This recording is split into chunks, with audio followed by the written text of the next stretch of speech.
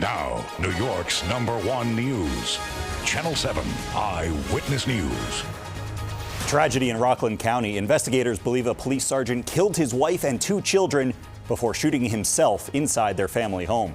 Plus, MTA police fatally shoot a man who carried a semi-automatic weapon near Jamaica Station. Investigators explain what he was doing moments before the gunfire.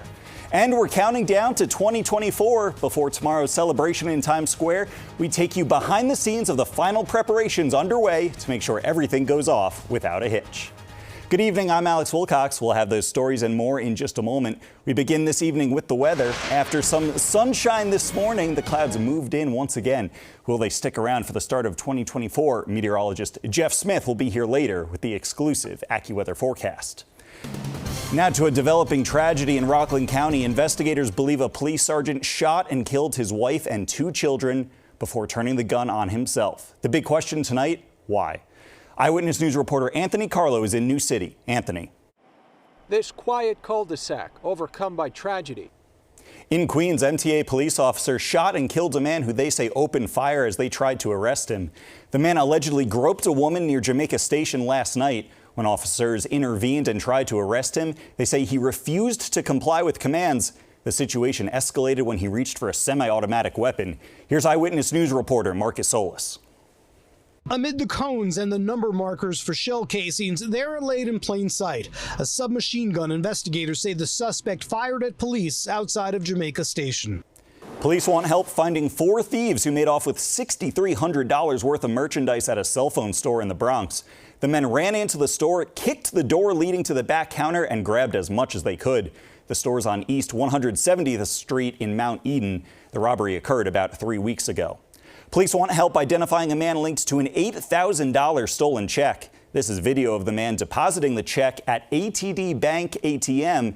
It's not clear how he got the check. A 69-year-old man tells police he dropped it off at the post office in Atlantic Beach in Nassau County last March. In July, he learns the intended recipient never got it. A second suspect is also linked to the account where the money went.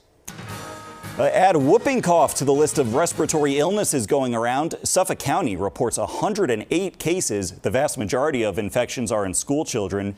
Most have been vaccinated, so the symptoms are considered mild. The most common symptoms, a cough, fever, and nasal congestion.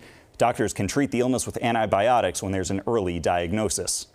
Meanwhile, nurses at Montefiore Nyack Hospital reached a tentative contract agreement after an all-night bargaining session. Their contract was set to expire tomorrow. The agreement includes new staffing ratios, record-setting wage increases, a pension plan, and more. This latest agreement follows settlements at 2 other Montefiore hospitals in Mount Vernon and New Rochelle. Voting to ratify the contract begins early next month. We are counting down to 2024 and the biggest party of the year. By this time tomorrow, hundreds of thousands of people will be in Times Square. But before any celebrating begins, there's a lot of work behind the scenes to make sure the celebration goes off without a hitch. Here's Eyewitness News reporter Reagan Medji. 3, 2, 1. Happy New Year! Channel 7 is the place to be on New Year's Eve. Our coverage kicks off at 7 o'clock with a countdown to 2024 hosted by Good Morning America's Robin Roberts. Then at 8, it's the start of Dick Clark's New Year's Rockin' Eve hosted by Ryan Seacrest. Eyewitness News is back with a special edition at 10 o'clock, and then it's back to Dick Clark's New Year's Rockin' Eve and our good friend Ryan to count us down to the ball drop in Times Square. Again, you can catch it all right here on Channel 7 tomorrow.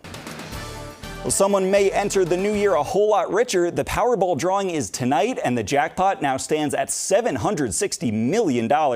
You'd take home about $383 million with the lump sum payment. Not bad at all. No one has won the Powerball since October 11th when someone in California won $1.7 billion.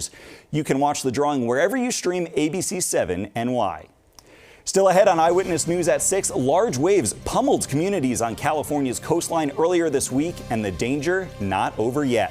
Plus, the Knicks just acquired a highly coveted player in a big trade, but not all fans are happy with the deal.